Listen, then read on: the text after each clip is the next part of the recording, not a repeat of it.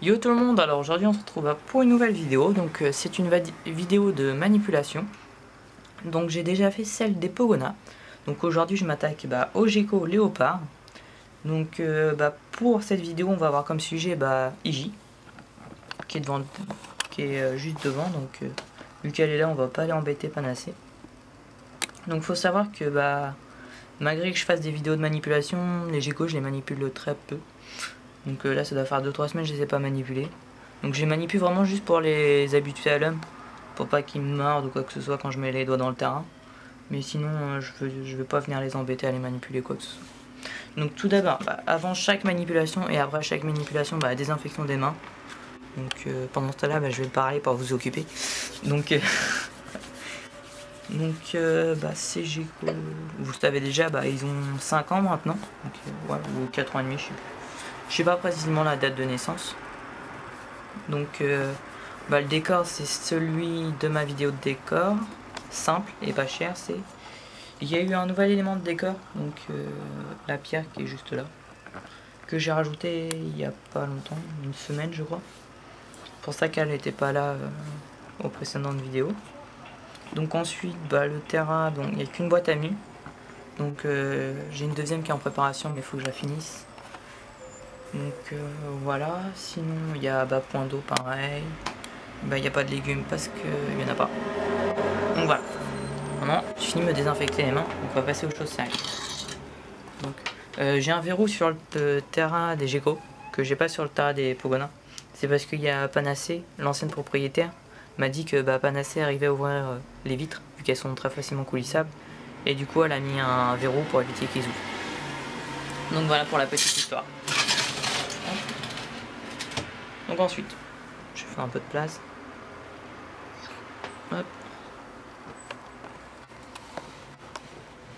Donc voilà. Donc pour la manipulation des geckos, donc c'est un peu différent des Pogona. Tout d'abord parce que c'est plus fragile. La queue peut s'enlever très facilement. Ensuite, qu'est-ce qu'on peut dire d'autre? Contrairement aux Pogona qu'on peut pas vraiment attraper sur le dessus, là sur les geckos c'est facilement prenable par le dessous, comme ça. Donc hop, vous voyez, là ça se fait, donc c'est très facilement. Donc je vais essayer de la mettre un peu au-dessus pour la manipuler après. Puisque là, attendez, on va faire ça.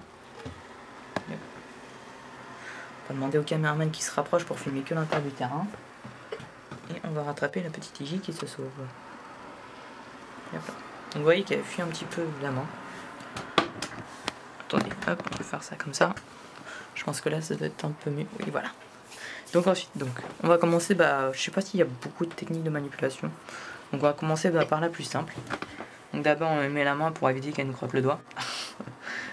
Hop. Ensuite on la prend. Hop. Donc voilà. Vous voyez, c'est assez simple. Ensuite elle se laisse faire. Donc il suffit juste de la faire courir sur les mains après. Comme ça vous permet de l'observer en même temps. Hop.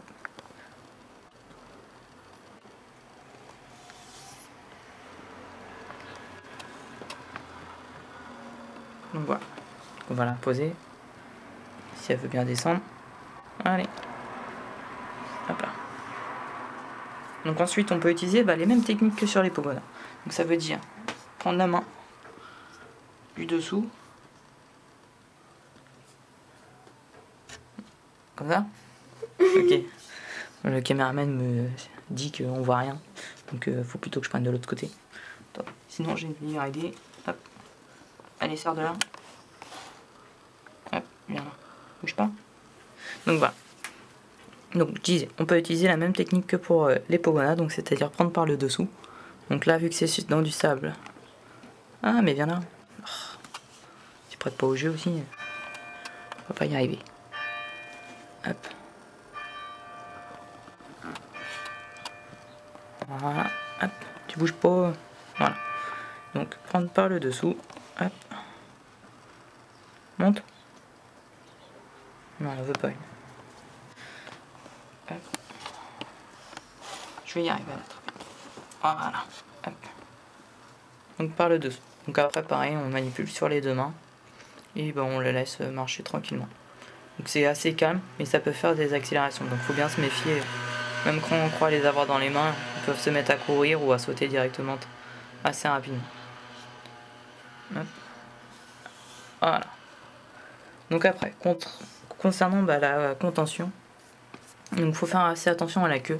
Comme j'ai dit en début de vidéo, bah, elle peut s'enlever, et une queue de repousse c'est moche, on va le dire clairement. Donc voilà, faut vraiment faire attention à la queue quand on manipule. Surtout pas attraper par la queue comme ça. Parce que voilà. Après, il suffit qu'il attire un peu et puis la queue, bah, vous l'avez dans les doigts. Donc si jamais ça vous arrive que la queue parte pour s'écoincer dans quelque part ou quoi que ce soit, faut mettre de la bétadine pour désinfecter la plaie. Et si vous voyez que ça s'infecte ou quoi que ce soit, faut aller au veto. Donc voilà.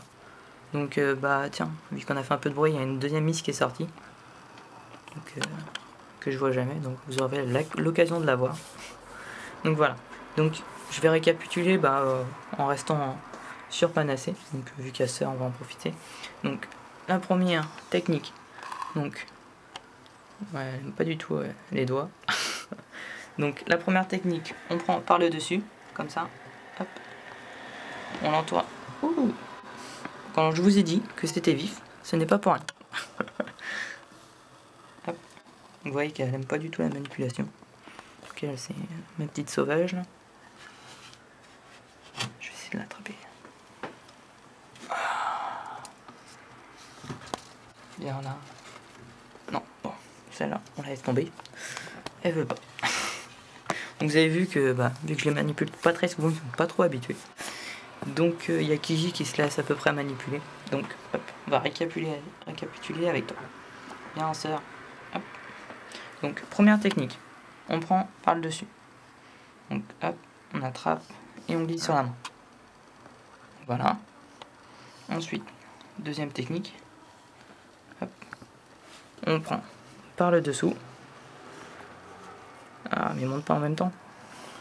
Donc par le dessous, je vais la faire comme ça. Hop, et on saisit avec le pouce. Ensuite, pour manipuler, on fait marcher de main en main. Donc là, pour vite bouger, elle fait la star devant la caméra. Et bien se méfier parce que ça paraît calme comme ça, mais ça peut faire des accélérations. Donc il faut toujours être assez prévoyant. Donc voilà. Donc si vous avez des questions par rapport à la manipulation des Geco, n'hésitez pas à les poster dans les commentaires. Si vous avez des questions par rapport à la maintenance aussi, n'hésitez pas. Donc là le terrain est chauffé par tapis, donc on voit pas le dispositif, mais j'essaierai de vous faire une vidéo sur toutes mes installs électriques. Donc je vous ferai ça prochainement. Donc si vous avez d'autres questions par rapport au Geco, l'alimentation ou quoi que ce soit, n'hésitez pas à les poster dans les commentaires. À liker la vidéo si vous a servi. À disliker, enfin à pas aimer si elle vous plaît pas. Tout simplement, je sais qu'il y en a qui n'aiment pas les vidéos de manipulation, je m'embrouille à la fin. Donc voilà, n'hésitez pas aussi à vous abonner, car on a atteint les 1040 abonnés aujourd'hui. Donc ça augmente de plus en plus. Ça devient très rapide à la fin, donc faut que je me dépêche d'organiser le concours et tout. Donc je vois mon partenaire ce week-end à Béthune, donc je vais lui en parler ce week-end. Donc je vous tiens au courant de la semaine prochaine, avec la reprise des cours, donc pour le concours. Donc allez, on se retrouve pour une prochaine vidéo.